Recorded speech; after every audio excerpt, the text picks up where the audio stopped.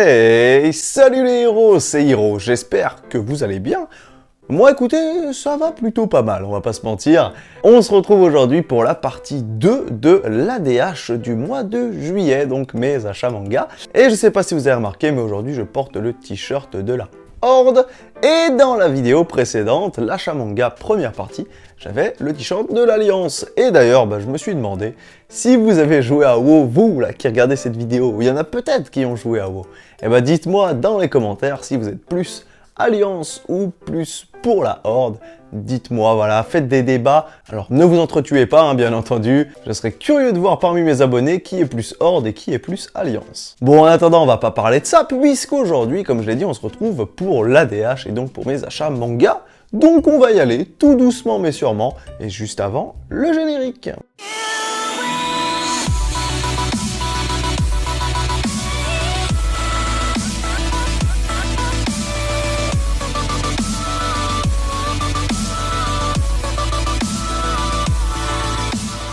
Allez, on commence avec le premier manga que je voudrais vous présenter. C'est encore une suite de mangas que je continue. Et je vous ai présenté son spin-off dans la partie 1, donc vous savez peut-être de quoi je parle. On va bien entendu parler de My Hero Academia, le tome numéro 29. Puisque si vous êtes habitué de la chaîne, vous savez que c'est un de mes mangas préférés, que c'est un coup de cœur énorme. Alors oui, j'allais pas le mettre en coup de cœur parce que sinon il allait avoir aucune surprise, puisque je vous le rappelle, comme d'habitude, à la fin de la vidéo, je vous présenterai mon petit coup de cœur comme ça parmi mes achats manga. Et forcément, lui, il y serait à chaque fois, donc il est forcément éliminé d'office. Mais ce tome 29 et en général, My Hero Academia, c'est quand même un manga qui est incroyable. Mais celui-là, ouf, les amis, en plus il termine sur un espèce de cliffhanger, un truc qui te retourne la tête. Alors je sais pas si c'est le bon terme, cliffhanger, mais ça te retourne la tête. Je sais que ceux qui lisent les scans en sont beaucoup plus loin. Je crois que sur les scans on est à peu près au tome 33. Mais je tiens bon pour l'instant, je réussis à pas me faire spoil, donc je tiens bon. Mais clairement, ce tome numéro 29 ne rigole pas. Voilà. Si vous aimez le My Hero Academia du début, où c'était gentil, où c'était mignon, où on suivait des petits adolescents qui sont des héros, c'est mort. C'est mort pour vous, d'accord? Arrêtez. Ce n'est plus la même chose. C'est un peu comme The Promised Neverland d'ailleurs, qui commence avec ce truc un peu dark, voilà, un peu glauque qui se passe dans une maison, puis d'un coup ça vire totalement, on passe de l'horreur à l'action. Et là on passe de l'action à l'horreur, entre guillemets. Non, très clairement, je trouve que beaucoup de gens boycottent cette œuvre, et puis la sous-cotent un petit peu, mais clairement, non, c'est pas un manga pour gamins. Et non, franchement, il a pas à rougir par rapport aux grands qui sont déjà bien installés. Franchement, moi je trouve que My Hero Academia c'est une bombe. Et là, en plus, vraiment, plus on avance, plus on sort forcément de ce côté gentil, plus on sort de ce côté léger, forcément, et plus on arrive sur un petit peu, comme j'avais dit pour Naruto, pour faire le parallèle, où Naruto ça commence, on suit des petites histoires, puis après ça devient de plus en plus dur, jusqu'à la grande guerre, où là vraiment c'est un moment qui est hyper long et avec un massacre de personnages énorme. Ça m'a fait quand même pas mal penser, en tout cas actuellement dans My Hero Academia, à ce qui pourrait se passer dans Naruto. Alors je vous spoile pas, je vous en dis pas plus, mais clairement si vous n'avez pas commencé My Hero Academia de peur que ça soit une lecture trop enfantine, ne vous inquiétez pas. Vous pouvez y aller les yeux fermés, c'est un manga qui est incroyable et si vous n'aimez pas les mangas, allez voir l'animé qui est tout aussi bon avec des OST. Oh les gars, les OST de My Hero Academia, je crois que c'est presque mes préférés. Ou peut-être même que c'est mes préférés. Il y a des dingueries, mais des dingueries. Des trucs de motivation là pour les go muscu là. Quand vous allez pousser à la fonte, quand vous allez à la salle pour lever comme ça, vous mettez les OST de My Hero Academia, mais vous soulevez tout le monde. Et tout le monde! Non, très clairement, vraiment, l'animé est ouf, le manga est ouf, et vous avez des pépites d'animation dans l'animé, des épisodes qui vous retournent la tête, mais au point que vous savez plus où vous êtes. Moi, j'avais mes yeux comme ça, il y en avait un qui regardait dedans. J'ai vu mon cerveau, je vous dis, je sais comment est mon cerveau. Vraiment, c'est une masterclass, donc je vous le conseille. Je vous le dis, n'écoutez pas les détracteurs, faites-vous votre propre avis. Allez, on continue avec le deuxième tome que je voudrais vous présenter. Alors celui-là, je pense que j'ai pas trop besoin de vous le vendre, puisque il est incroyablement mis en avant, hein. C'est un des mangas qui a bien décollé là, dès sa sortie d'ailleurs. C'est Jujutsu Kaisen avec son tome numéro 9. Bon, Jujutsu Kaisen, hein, c'est dur à dire, hein. Jujutsu Kaisen, c'est un manga que je vous ai déjà présenté maintes et maintes fois, hein, je crois, sur la chaîne, puisque j'achète les tomes à chaque sortie. C'est un manga disponible également en animé où forcément, encore une fois, on y suit un adolescent en mode shonen qui va débloquer un pouvoir comme ça, oulala, mystère, comment il le débloque, vous savez sûrement déjà. Et du coup, c'est vraiment très combat, très shonen, très ça se tape, il y a des combats un peu partout. Mais voilà, c'est assez classique. Un petit peu gore hein, pour du shonen à certains moments, c'est pour ça que j'ai trouvé ça marrant d'ailleurs, hein, que ce soit plus classifié shonen. Mais franchement, comme beaucoup, hein, je fais partie des gens qui ont adoré l'œuvre, qui adorent l'œuvre. Franchement, j'achète tous les tomes et je regarde également l'animé, qui est très bon, très bon, très bien animé. D'ailleurs, si je dis pas de bêtises, qui est animé par le studio MAPPA, qui a fait la dernière saison de SNK, donc l'attaque des titans, et qui va être d'ailleurs sur Chainsaw Man, le petit manga que je vous ai déjà présenté plein de fois sur la chaîne. Si vous ne connaissez pas Chainsaw Man, c'est que vous regardez pas mes vidéos. Bravo.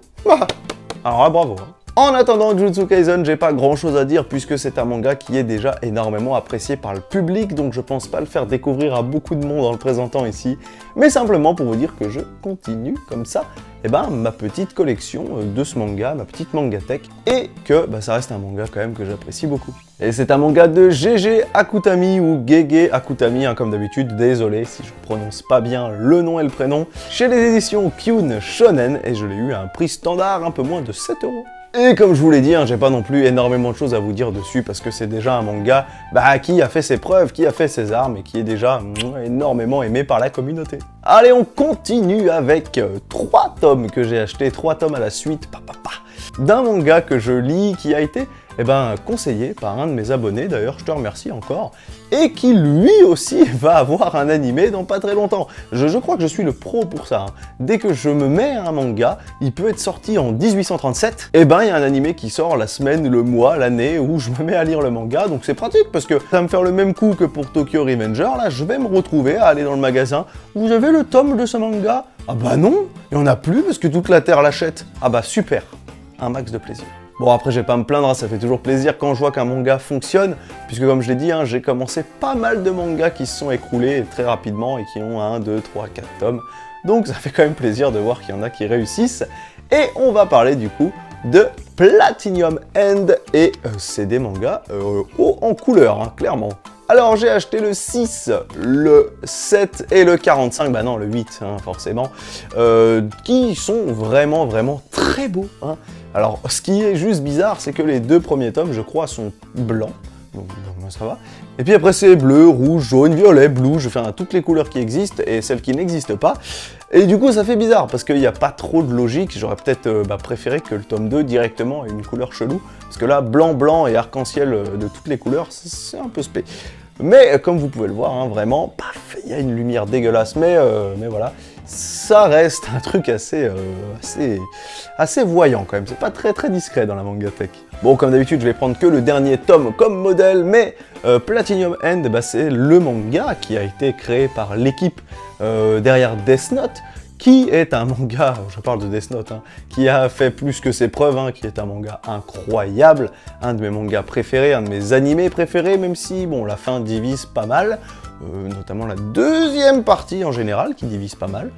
Je fais partie des gens qui apprécient à peu près la deuxième partie, mais qui est un peu déçu de la fin. Je trouve qu'il n'y a pas vraiment de morale, mais peut-être qu'un jour on en parlera du cas de Death Note, puisque finalement, l'œuvre m'a un peu déçu, on va pas se mentir, sur la fin, puisque pour moi elle n'est pas fidèle à elle-même. Mais on y reviendra, vous verrez, il y aura peut-être une vidéo dessus un jour. Et Platinum End, hein, ça parle d'anges qui donnent des pouvoirs à des humains pour devenir le prochain dieu. Alors comme je l'avais dit, ça fait beaucoup penser à Mirai Nikki, ce délire où voilà, c'est pour devenir le prochain dieu. Et en même temps, il y a ce côté ange, Cupidon, il vous donne des flèches, vous pouvez tuer ou rendre amoureux les gens avec. Et après, il y a tout ce côté mental où il faut être intelligent, rendre amoureux les bonnes personnes pour qu'elles fassent des trucs pour vous, etc. Et donc on suit un héros qui est un peu sympathique, un peu gentil, qui n'a pas du tout l'âme d'un gros tueur. face à forcément des gens qui eux s'en tapent complètement et pourraient même buter leurs parents hein, pour devenir dieu, il n'y a aucun souci.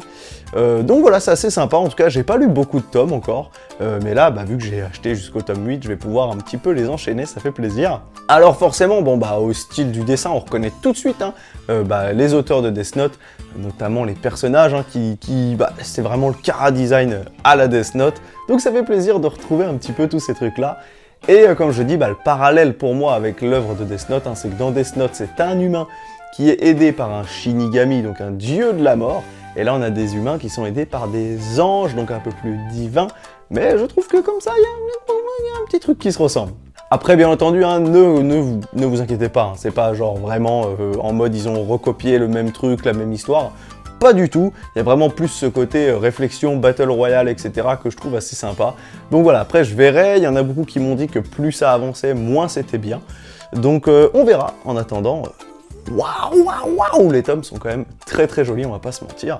Les premières de couverture, moi je les surkiffe. Alors forcément, au dessin, on retrouve Takeshi Obata et au scénario, Tsugumi Oba, donc l'équipe Obata à la Death Note. C'est un manga édité chez Kaze Shonen Up pour un prix standard, encore une fois, un petit peu moins de 7 €.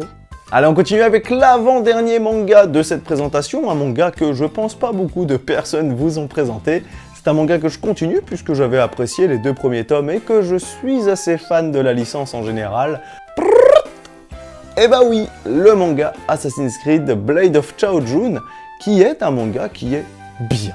Voilà, je vous le dis tout de suite, il est bien, mais c'est pas incroyable. Ça reste un manga fait pour parler de Assassin's Creed, donc d'une œuvre de jeu vidéo de base, et on y suit ce personnage qu'on peut trouver dans Assassin's Creed.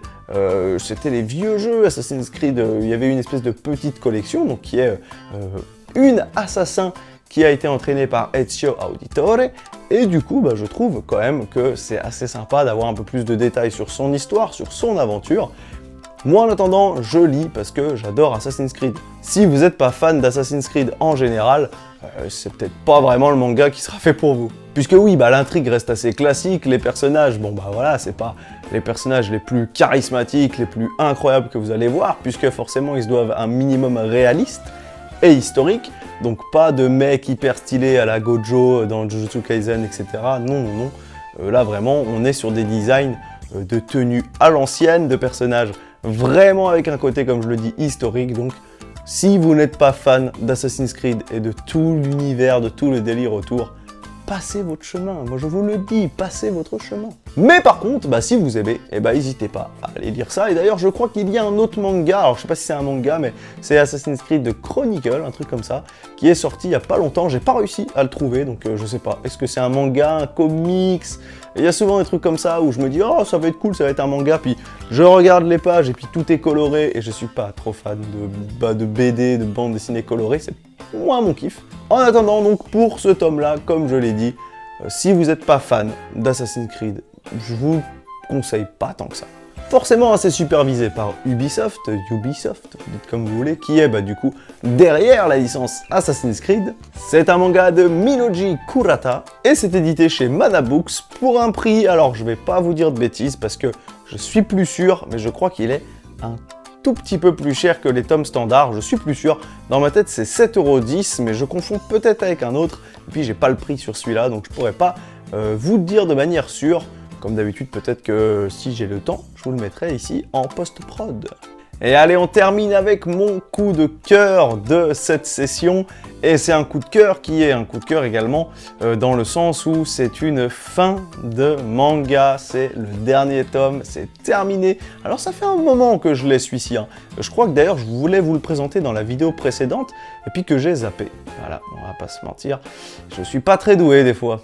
Mais c'est un manga que j'ai apprécié du début à la fin. Alors c'est vrai, il a peut-être eu quelques petits défauts, quelques petits trucs qui font que les gens ont perdu leur hype.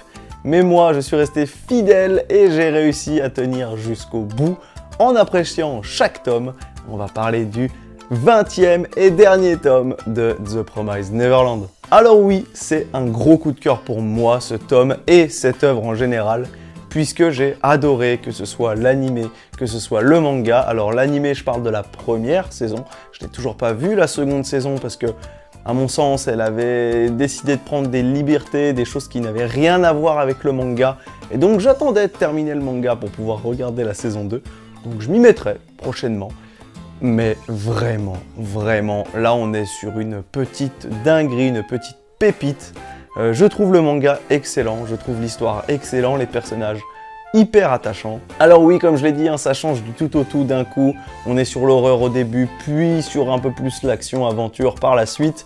Mais ça pouvait pas rester constant, on pouvait pas avoir toujours ce petit truc de ah bah ils sont dans une maison et oh là là, bah c'est triste et puis oh là là, il se passe des trucs glauques. Au bout de 3 tomes, le manga c'est terminé, donc il fallait ouvrir comme ça des possibilités. Et je trouve que la conclusion est assez cool. Alors je fais partie des gens qui ont apprécié cette fin de manga, qui ont vraiment aimé la fin. Beaucoup de personnes, comme d'habitude, hein, vont débattre en disant que c'est pas une fin à la hauteur, que c'est pas mauvais. Moi je la trouve très très bien. C'est pas... Alors c'est... Sans vous spoiler, mais c'est comme le manga en fait, c'est nuancé. C'est pas une happy ending, mais c'est pas non plus quelque chose de triste, de trop triste. Enfin, vraiment il y a ce côté, c'est nuancé et du coup bah, j'apprécie beaucoup. Voilà, puis cette couverture-là qui, comme beaucoup de mangas, de derniers tomes de manga, eh ben, vous met une dernière fois en image un peu tous les personnages centraux de l'œuvre. Je la trouve mais magnifique avec toutes ces couleurs, cette composition. Vraiment, en tout cas, The Promised Neverland, moi, il fait partie de mes petits bijoux, de mes petites pépites. Je sais pas vous, dites-moi dans les commentaires si vous avez apprécié ou pas ce manga ou l'animé. En attendant, pour moi, c'était une très belle œuvre et ça me fait bizarre de me dire que ça y est, bah, c'est terminé, comme à chaque fois. Hein. Chaque fois que je termine un manga, bah, ça fait un petit quelque chose. On se dit, bah voilà, c'est une page qui se tourne. Il n'y aura plus de tome 21, là, ça s'arrête au numéro 20. Mais en tout cas, ce fut une belle histoire, une belle aventure. Je suis bien content de l'avoir lu. C'est un manga de Kayu Shirai avec au dessin Posuka Demizu, édité chez Kaze Shonen pour un prix standard. Et encore une fois, je vous le montre une dernière fois, puisque là c'est la dernière fois que vous verrez The Promised Neverland sur cette chaîne, sauf si un jour il y a des spin-offs, des trucs. Mais voilà, on lui dit adieu, on lui dit merci, on lui dit bye bye. Et puis à bientôt pour de prochaines aventures. Et voilà, c'est terminé pour la dernière partie du mois de juillet. Vous avez vu, j'avais quand même pas mal de choses à vous montrer. Hein, et je pouvais pas vous faire une vidéo de 40 minutes comme d'habitude. Donc je l'ai sectionné en deux. J'espère en tout cas que la vidéo vous aura plu, que je vous aurai fait découvrir ou apprécier de nouveaux mangas, ou peut-être donner envie, comme ça, d'aller les lire ou d'aller les checker. Comme d'habitude, bah, si la vidéo vous a plu, n'hésitez pas à mettre le petit pouce vers le haut, à vous abonner, à commenter et à partager la chaîne. Voilà, ça aide énormément pour soutenir la chaîne. En attendant, je vous remercie d'être resté jusqu'à la fin, pour ceux qui sont encore là. Nous, on se retrouve très rapidement pour une prochaine vidéo, et comme d'habitude, c'était Hiro pour vous servir.